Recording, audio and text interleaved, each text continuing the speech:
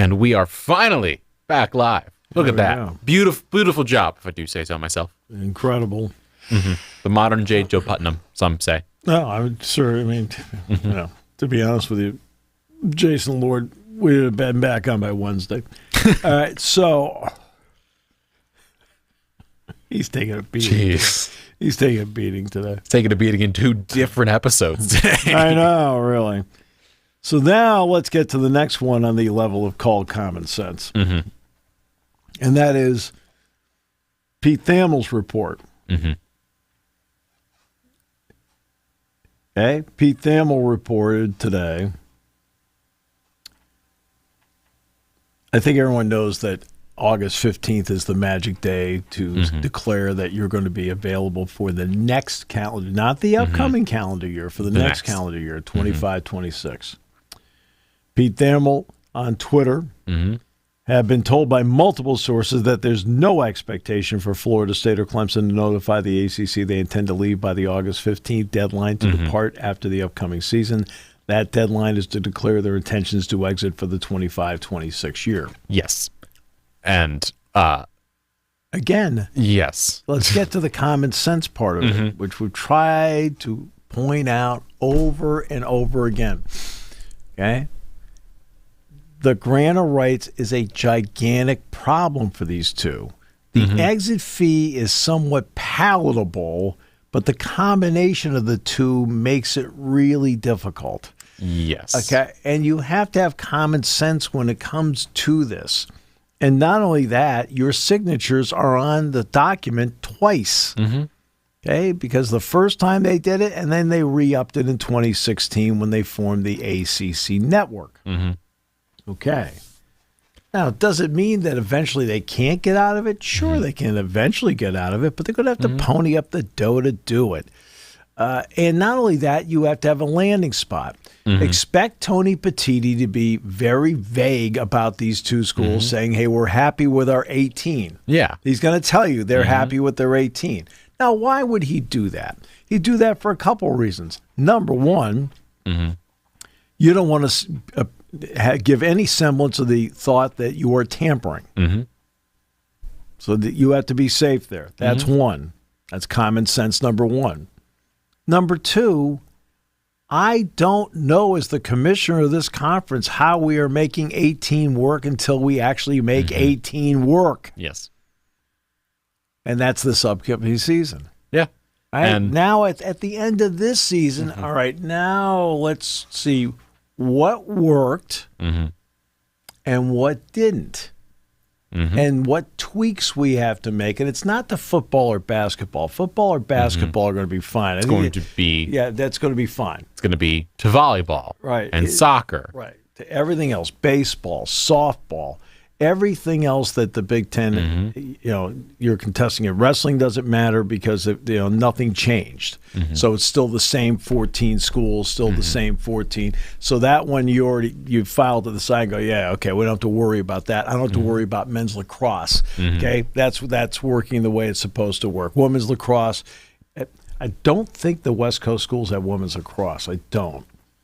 We'll find out shortly. I'm talking about USC, UCLA. I don't think they either one do.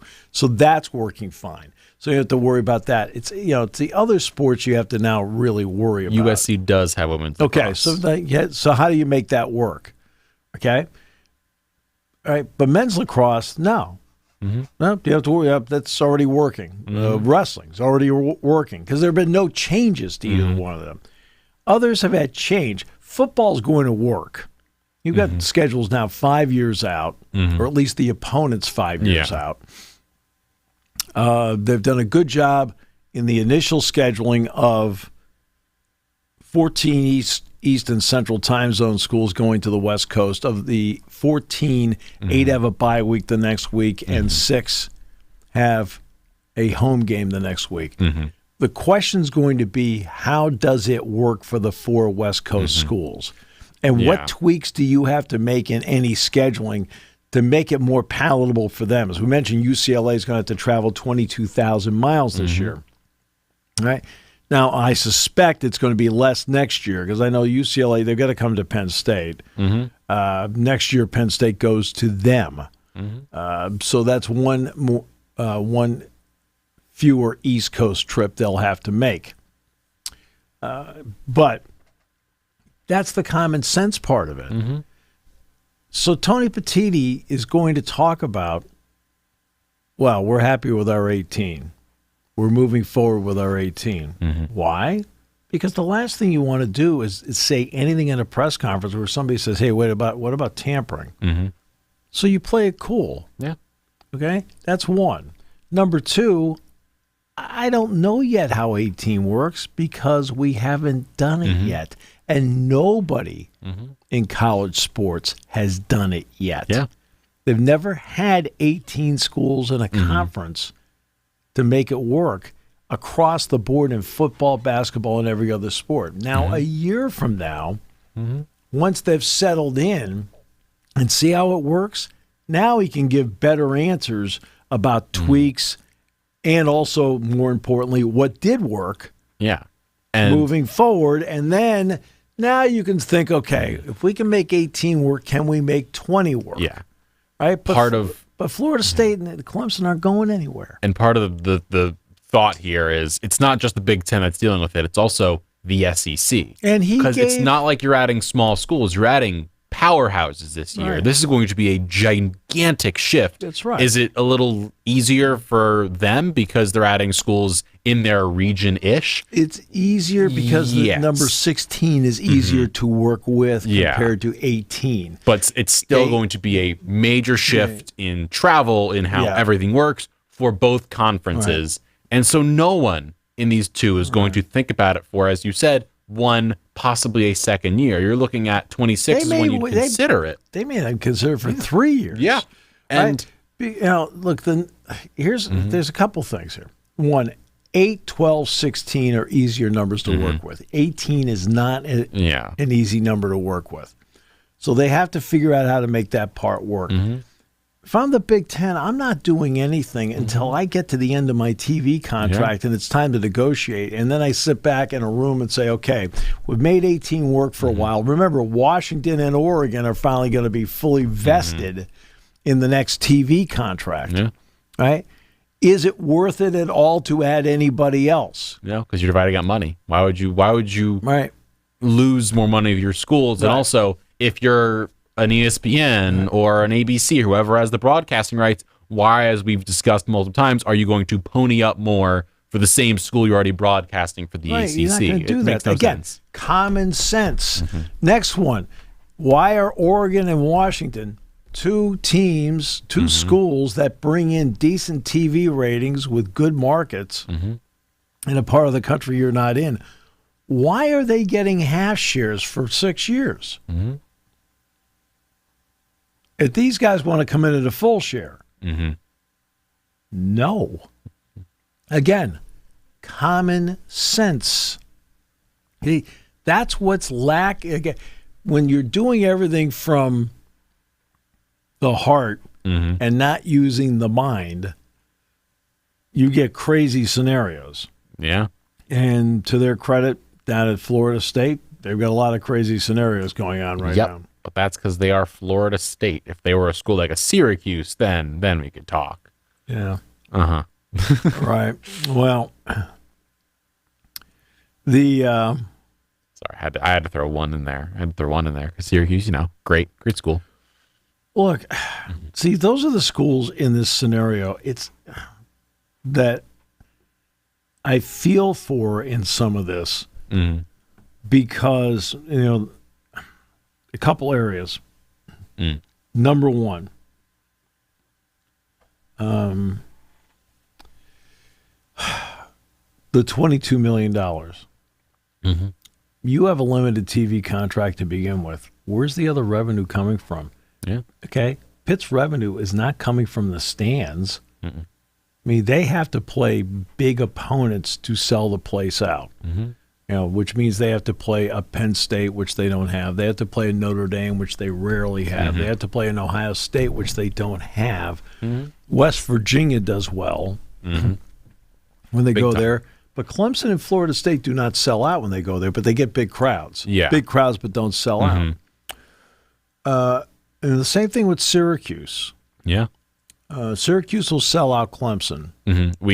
I remember going to the Dome is what, like 49,000, I believe, is what the Dome is. Yeah. I believe the Clemson game, last year I went to a Clemson game in the Dome. I don't know if it was 21 or 22, got, I would say, 35 to 40,000 people in the stands. It was a pretty well-attended game. You get that for Clemson. Louisville had a pretty big crowd a couple times when I was there. Like, you for football, you can get a decent crowd for some schools, not all. And so it's tough. And Syracuse, by the way, has one of the bigger stadiums. Like, they have a large number of people can fit in that stadium, in the ACC especially. Yeah. Because Wake Forest isn't big, Duke isn't big. I mean, people don't realize. Boston College is smaller. But I think Georgia Tech's smaller, too. Yeah. When I look at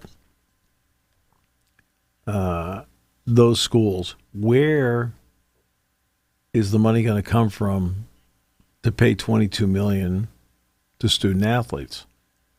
Because the TV contracts are limited and the revenue stream is limited. Now, do they draw better in basketball? Yeah, but you know what? If you notice this year, what did the ACC get? 4 schools into the NCAA tournament?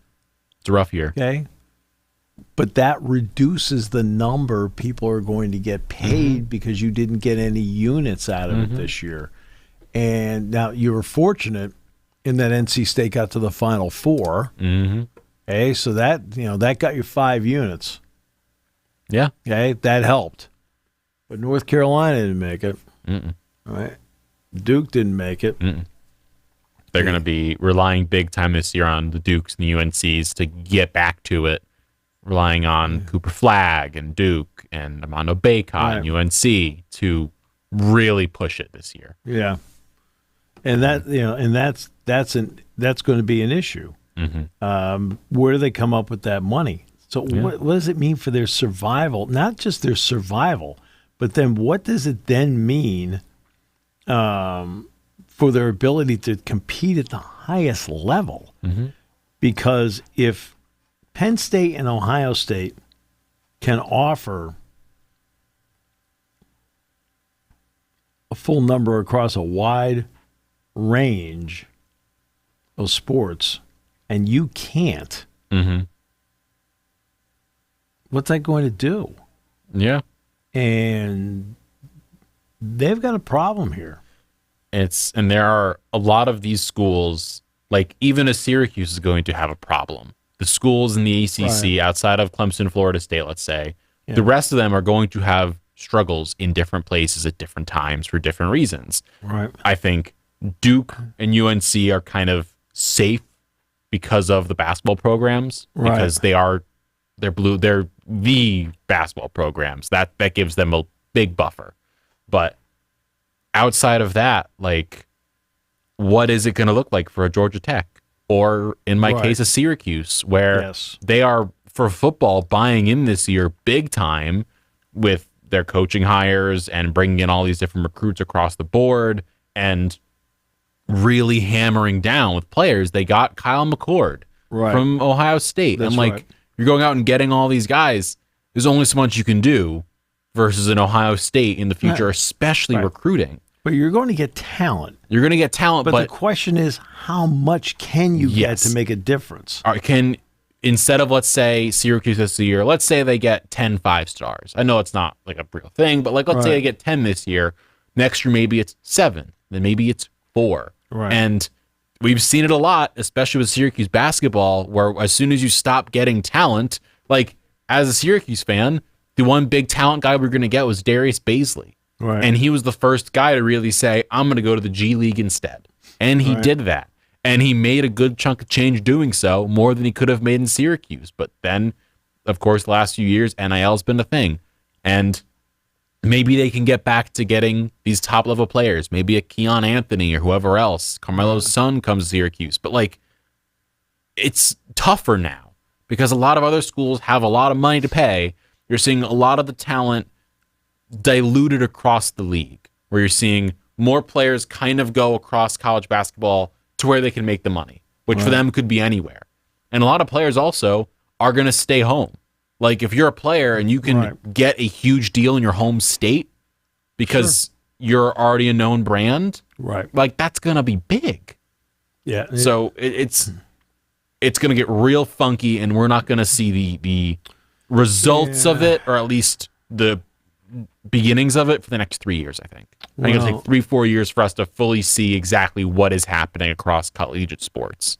It could be good, could be bad, could be ugly. We have no idea. Yeah, the money part's going to be the... the money part's been there at times. The brown envelope in the locker. Yeah. The parking lot. I'll never forget going to Michigan, sitting on the bus waiting for shoot around. I'm looking at the parking lot and I'm watching the Michigan players come out. It's basketball. Okay. I remember thinking to myself, golly, I work for a living. Right? I don't even remotely can get any of that. Like, golly. But now it's more in the open. Yeah. Okay. So Maserati Marv, for instance. Yeah. Does he have a Maserati? I think that was the point, was he had a Maserati and everyone jokingly called him Maserati Marv, I believe, and that was when the nickname stuck, because it made too much sense to not use. So, but now he's a real pro with real money. And speaking of, by the way, with training camps happening, a lot of Penn State players have been reporting to different places, and I saw Hunter Norzad with the Chiefs did an interview, and I saw it on TikTok. Yeah. He's a big Lego guy, and I want to shout out Hunter Norzad. I'm a big Lego guy too, so like, makes me feel happy. And where are Legos distributed from? Where are they distributed from, Steve? Just look at the back of the box. I don't know. Yeah, we all know they're made overseas. Look at the back of the box. Oh, yeah. I knew that. But where's the distribution center? I do not know. Enfield, Connecticut. Yeah! I didn't know where you're going with that. My hometown, where I grew up. So are you a big Lego guy, Steve? No, I get important question. No, I get them for grandkids and things like that. But no, I really could care less. I'm heartbroken. I know Hunter is as well. No, I'm just saying that, it's, now, will I build things with the kids? Yeah. Sure. Of course I will. Now, but I guess, aren't they putting into the museum, somebody built Beaver Stadium in Legos? Yeah. Really? You can do some real cool things with them. Oh, no, you can. So I'll tell you what, when I was a kid, what I did with Legos, actually, it was Lincoln Logs. It was Lincoln Logs, not Legos. Uh-oh. Okay. In the basement with chalk. Drew a baseball field. Okay. My father, of course, had a sheet metal fabrication shop.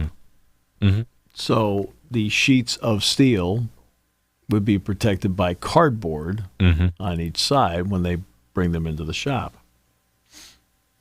So I would take the cardboard and I would use the cardboard to be the walls for the outfield.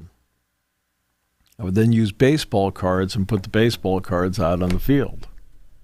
And I had a measuring stick where ball would land, whether it be an out or not, or a base hit.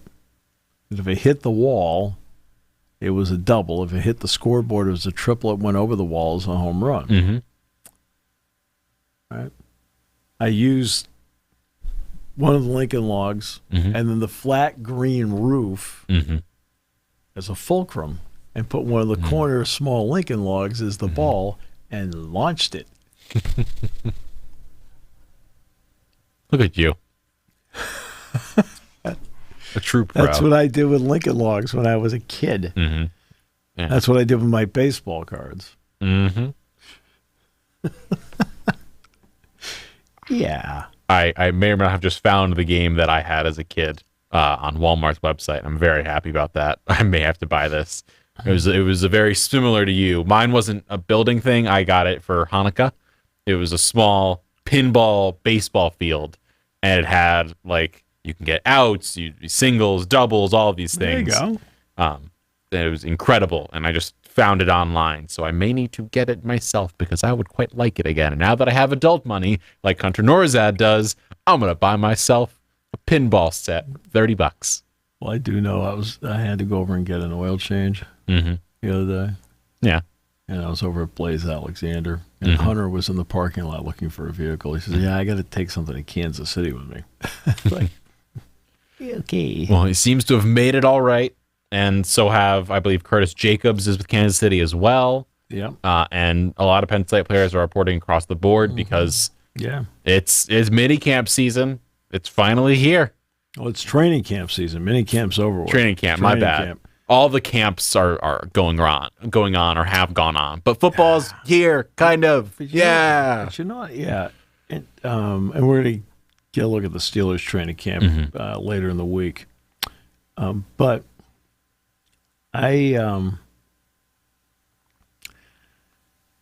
training camp is interesting because I'm talking about pro training camp. And when I talk about pro training camp, there's so much less hitting now. Yeah. And I understand completely why. This is not, a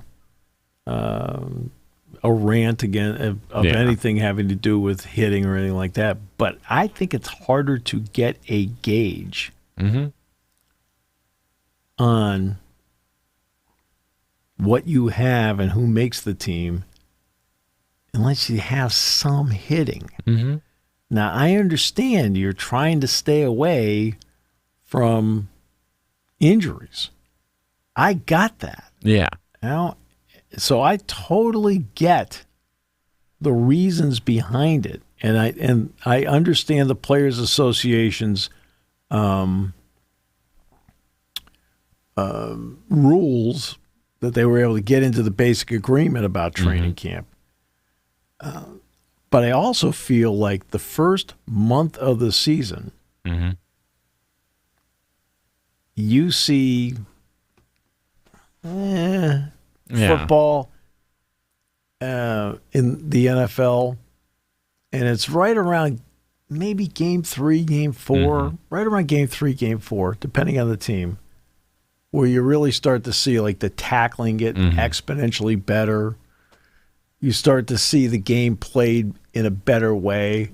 It's a little more game. It's a little more of a capital G game versus a lowercase G game, where all of a sudden it's like, oh, they're like kind of getting more serious now. Yeah, you're right. It's when it happens. Like it was always. I remember this as a kid. Game 3 of the preseason was the last time, the first half, you'd ever see any starters play. Yeah, and they wouldn't play for like 2 weeks. And then come back week 1, and you'd be like, why do they look so bad? Because they only were able to gear up here or there. And then finally you get into a game, and like it takes you a ramp-up period. Like, yeah, they're pro athletes. Drew Brees played in the league for 20 years. It takes him a week or two to get back up to speed. Right. You can't just flip a switch and go.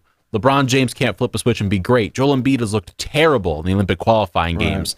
But he's gotten progressively better because dude hasn't played in a while. It's going to take him a minute to look good. The reason Tatum, Drew Holiday, and them look better is because, spoiler, they've played more recently. It's kind of how it works. Right.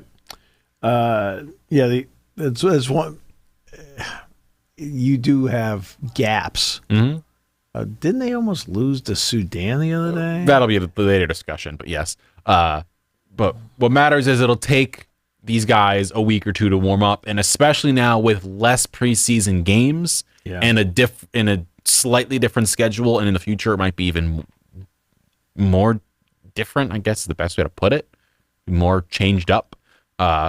Things could be changing around and moving within the football schedule, so we might not see consistency in terms of the first few weeks. And we haven't ever. Like, the Dolphins last year or 2 years ago were an up and down start to the season with running backs getting hurt left, right, and center. Right. They had like 8 running backs get like 7 touchdowns each. Right. And it's like, what happened here? That's why when you see it the middle of the season, like week 8, week 9, you see a blowout, that's a bad sign for a team. Week 1 or week 2, you can at least write it off a little bit. No one fires their coach after week 1. They fire him after week 7 because week 7 is when you're like, oh, there's a problem here. Urban Meyer. Like, dude got fired in the middle of the season because that was when they're like, okay, there's a real issue. We've made it to middle of the season. Got all these problems. Gone. Get out. Right. So, I want to congratulate, by the way, Rob King, who is the play-by-play voice of the Steelers. To me, it was expected because when Bill Hillgrove had been out for a couple of games, Rob was the one that filled in, and I thought Rob did a great job. Rob's going to do an excellent job for them. Yeah. All right. And any rumors you heard about it were never true. Okay. So we'll leave it. I'll just say that from a personal point of view. Understood. You actually have to show interest in the job. So Jason Lord was not number 1 pick for that job, that position? No. In fact, he didn't even get to the elimination round. Oof. Oh boy. Yeah. Well, speaking of Olympics, I guess. But Rob's going to do a great job. He'll be awesome. And speaking of the team and the sport you just discussed and brought up, yes, the U.S. men's basketball team did squeak by against the South Sudan. I believe they won 101 or 102 to 101, 100. They won by a point. I think LeBron had scored the winning bucket. He scored a winning layup with like 3 to 7 seconds to go to win the game over the South Sudan. That, by the way, came a week after they beat Serbia by 40 with Jokic. So, and the South Sudan team, if I may say real fast, to anyone who's like, why would we almost lose the South Sudan? They have talent. It's just let it be. We won. We're gearing up. We're getting better. It's okay. South Sudan has some good talent. Kaman Maluach is an expected lottery pick next year. He's going to Duke. He is a prodigy in terms of everyone's like, this dude is going to be incredible. He's going to play alongside Cooper Flagg. You've got, I believe, the head of the South Sudanese basketball program is Luol Deng, if I'm not mistaken. Yeah. Former all-star Duke product, Bull player, Laker. So he's there. They've got, I think, Wenyen Gabriel, Marion Shayok, both played in the NBA. So there's some players that have played there. And we beat them by 1, but we beat Serbia by 40 with the former MVP Nikola Jokic playing. So, it's all going to be hit or miss. And if the U.S. actually tries to play basketball, as soon as the Olympics start, I think we'll beat every team by 30. I feel confident in that. And Steve Kerr, don't know if you've seen this, if you've seen any of the highlights of games, has been hockey subbing the team. And I wanted to ask you about that. We have 5 minutes left here.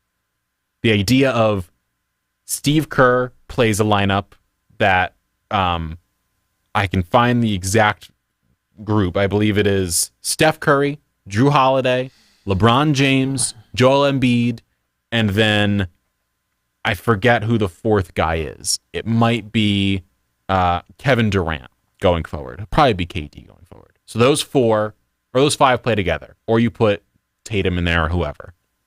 Then he hockey subs Tyrese Halliburton, Anthony Edwards, Devin Booker, Bam Adebayo, Anthony Davison.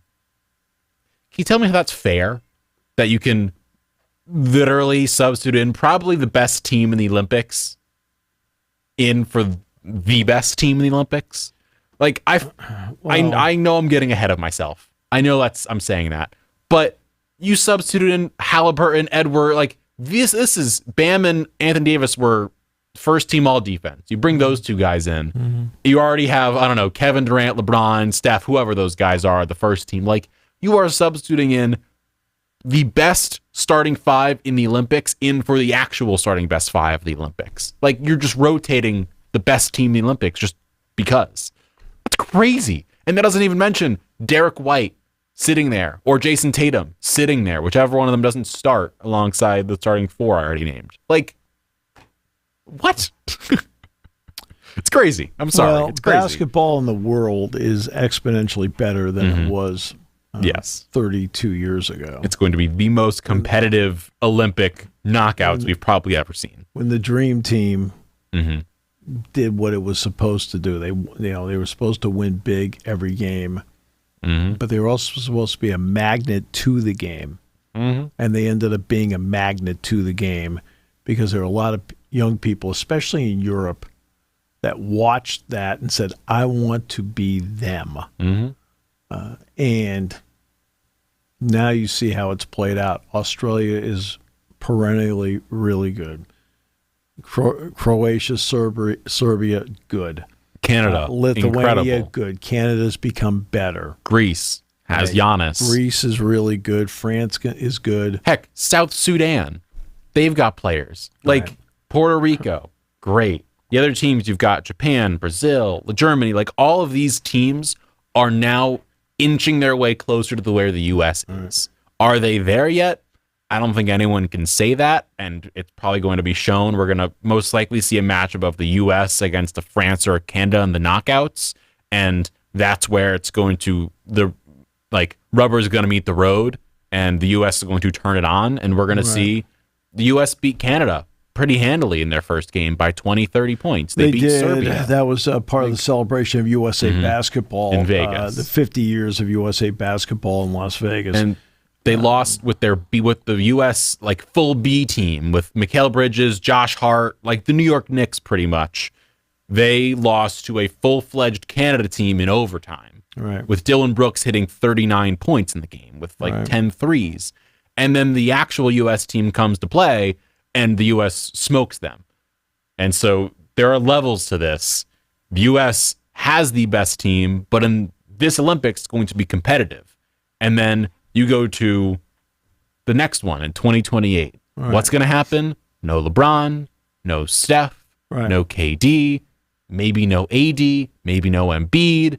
It's going to be the entire new U.S. team. Sure, and that is when all of these nations are going to pretty much be on par with us, and it's going to be real interesting. And this is the first test of that. The old guard is going in with all these guys, with LeBron being the flag bearer for the U.S., walking into the Olympic ceremony, and it's going to just be some fun basketball. I love a good summer event. I love the World Cup. I love the Euros. I love Copa America. I love Olympic sports. It is so much fun. The Olympics, I used to be really, really into it. I watched 72 all the way through, 76 all the way through. 80, we didn't get a chance to watch anything. Then the Winter Olympics, yes. And especially the hockey team and Eric Heiden. And then in 84, the U.S. was back playing. It was great. But my interest started to wane a little bit in 88 when it was over in Seoul, when everything's on tape all the time. And you start knowing the results. Okay. 92, the Dream Team, I definitely watched a lot of that. And I remember they had this thing called the triple cast. And I had that. So I watched a lot of stuff. 96 was Atlanta, and that really is the last time I watched a chunk of it. I watched some of Brazil.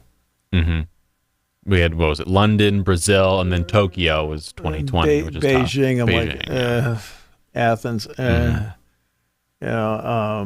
London was neat. At least Brazil was in our time zone. In Tokyo, I hardly watched any of it. Yeah. Well, all the games were on. It was 2 a.m., 3 a.m.s for the most part. It's tough. Now, we're finally going to get the summer games back here in 28. We'll see what my attitude is about it then, because the next one's in Brisbane. Yeah. Brisbane. Which is going to be we wake up and there's sports on at the start. That's pretty much what it's going to be. Right. I'm not really... And everybody to each his own. I'm just not really to me, like this one coming up, I'm like, eh. But at least with this, we can watch it during the day, which is why the World Cup, when things happen in Germany, it's easy to watch. I mean, the basketball stuff, when the U.S. plays, I'll watch. Mm-hmm. The other stuff, it's going to take me a little bit, like, with the pool and the track, and I'm not quite there yet in terms of hey, I can't wait to watch it. And that's also, and I will give you one other part to it, and the other part to it is actually relatively simple. Starting in 2006, I started doing the State College Spikes games, and in doing the State College Spikes games, my evenings are occupied. I mean, I've got 6 games in a row starting tomorrow, right? And I'm occupied. There's going to be a point next week where Jack and I are going to go play golf. Well, guess what? I don't care about the Olympics. I'd rather go play golf. Jack and I are going to go play golf, next week, right? At an undisclosed location that he's a member of. Yes. And we'll talk more Olympic stuff over the next few days because, of course, the ceremony is coming up on the 26th, which is, of course, this week. It's Friday. So we'll discuss. And that I have no interest in. No. Opening ceremony, closing ceremony. I will say this. When they did the part in London, and I didn't watch the opening ceremony. Yeah. And a friend of mine said, they did this part with Queen Elizabeth and Daniel Craig as James Bond out of a helicopter. I enjoyed it. So they sent it to me, and I looked at it and go, now that's cool. Yeah. All right. But the rest of it, opening ceremony, closing ceremony, no. Okay? You're walking in with a flag. Good. Okay? Sochi Olympics, the history of Russia. Don't care. Okay? I know what you are now. Yeah. Well, we will discuss Olympics more here throughout the next few days here on Sports Talk with Steve Jones. Thank you for listening to Sports Talk with Steve Jones, a 7 Mountain Media production. Come back at 11 every weekday for analysis of the latest happening in the sports landscape, from college football to European soccer